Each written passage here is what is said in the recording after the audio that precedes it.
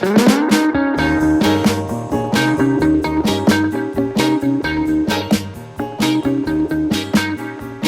everyone, I'm Amy and today I am at Swanlian Station. I've recently been so intrigued to try something, and that is a restaurant that's been in Taiwan for almost 90 years. This was Taipei's very first Western restaurant.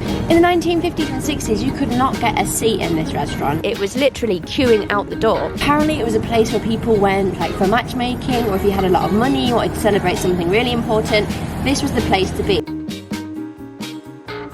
So it opened in 1934 and it was like the top Western style diner in the 1950s and around the 1960s, around that time. Very interested to see, as a Western chef myself, actually how Western it is. As I walked into this restaurant, I could literally feel the history of it.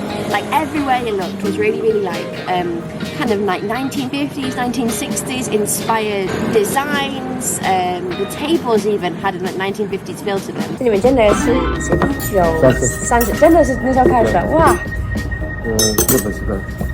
The music I found was amazing because they used an old CD player. The man said it had literally been there since the 70s, and I just thought, wow, the sound was so clear. The songs they were playing were very old style songs.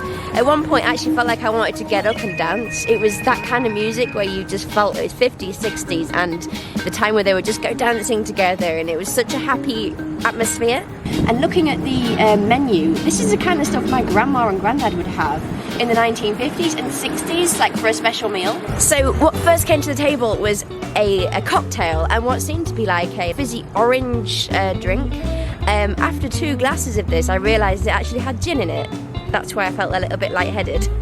So very nice. It seemed to be like this gin cocktail as much as you can drink. Amazing. It was a really old feeling, like a really step back in time. I literally felt like I'd stepped back like into the 40s, 50s, that kind of era, but in a really good way. I mean, some restaurants might have been run down by now, but they seem to have really kept on top of it, kept it clean and kept it really special and just kept the real history of it. The salad had lots of like processed meat. There was processed ham, there was processed sausages, and there was a chicken wing. So me personally, that wasn't my favourite. The salad itself was very fresh, and I also liked the fact that they had like potato salad, my favourite, inside. The sauce was lovely, but then I thought to myself, right, okay, if this is the menu from like the 1950s, 60s, back in England was exactly the same.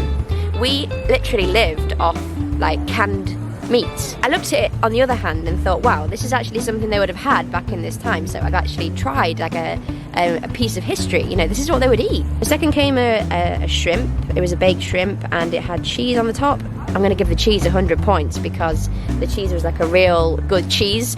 Sometimes I'm afraid in Taiwan of cheese because there's a lot of plastic cheese. I don't know if you know what I mean, like the cheese that's like, oh, you put on a burger. I'm going to be totally honest, that is not real cheese. So I was very happy to notice that they put really good cheese on the top of the shrimp, and the shrimp was cooked really nicely. So I'm very happy with that. The soup served in like a really old like metal like dish was really cute. So back in the 1950s, Taiwan was not able, like it was today, to import lots of countries' meat. So what they had to do back then was literally use the meat they had here in Taiwan, and because the meat probably wasn't as tender as the meat you get abroad back then, they had to marinate it. And this actually became a lot of people's image of steak in Taiwan. So he said to me today when I was ordering, I don't recommend you having like the traditional style. Why don't you just go for like an Angus steak, imported steak? 最多人是这个 A-set 或是 B-set， 这是我们最 original 的。因为你是外国人，你可能没有习惯吃，因为这个牛排有稍微腌一下，帮你换成牛小排。但是这个牛排有腌过。可以啊，怕你不习惯。还有没有东西比较传统是哪一个？有腌过的，对不对？那腌过的比较好。好，谢谢你了，谢谢。For me, if I'm going to eat something that I'm going here specifically to try what the old flavours were like, I want to try it, like, I want to jump all in, I want to try all of it. So, I don't think I've actually tried this before. I think I've tried similar in some, like, steak shop. Meat was so tender because it had been marinated for a while, and this is what made it tender. And next to it was the yellow mustard, which I always think is missing when the Taiwanese do the steaks on the tieban. The macaroni and cheese, it wasn't that flavoursome, but in the end I thought that was probably a good thing because the steak was very, very well flavoured. The dessert had a gel-tan pudding, lovely. And the Taiwan style, they put the fruit, because abroad I would never see fruit after a meal, never. So this was like the obviously Taiwan's touch going into the meal there. And then I had a milk tea which had condensed milk. Oh my gosh, I love condensed milk. Obviously over the years there's been more and more Western restaurants popping up, lots of different, you know, varieties and things like that. So it was quite easy for me to get a space tonight, but I can't imagine this place gets quite busy at weekends. So originally it started, the boss, he went to Japan and learned some cuisine. He came back to Taiwan, opened this place. Originally it was a coffee shop. He just sold coffees and desserts. And then gradually over time his customers were saying, oh, 吃不饱啊, 吃不饱. So the menu itself is full of history. So from the first page, that's what they started. And then they added like sandwiches and like eggs. And then they gradually got to more and more Western meals. And in the end, they started to sell steaks. So as you look through the menu, you can see each page is kind of added over time.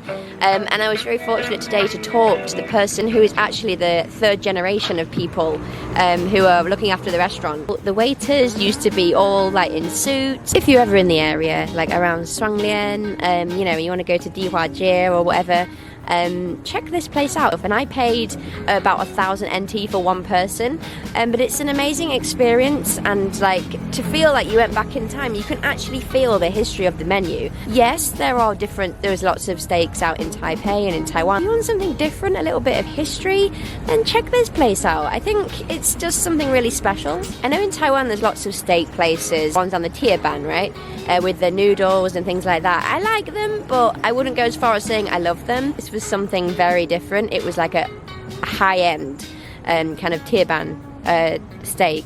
And I've actually found today that there was 2 branches of this place. The place I went today was the original shop, and there was literally 2 or 3 doors down there was another, same name, exactly the same, similar place. Obviously interior was a little bit different. Apparently at one point there were 2 brothers, and the boss decided to give the 2 brothers a shop each. I think that's right. Please forgive me if that is wrong.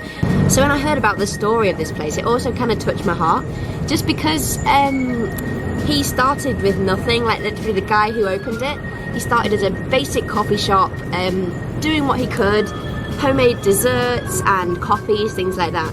And then as he got more and more money, he was able to expand and make his brand bigger, and make his menu bigger and put more things on the menu. And that is exactly what happened to me. Literally, we started on a night market stall.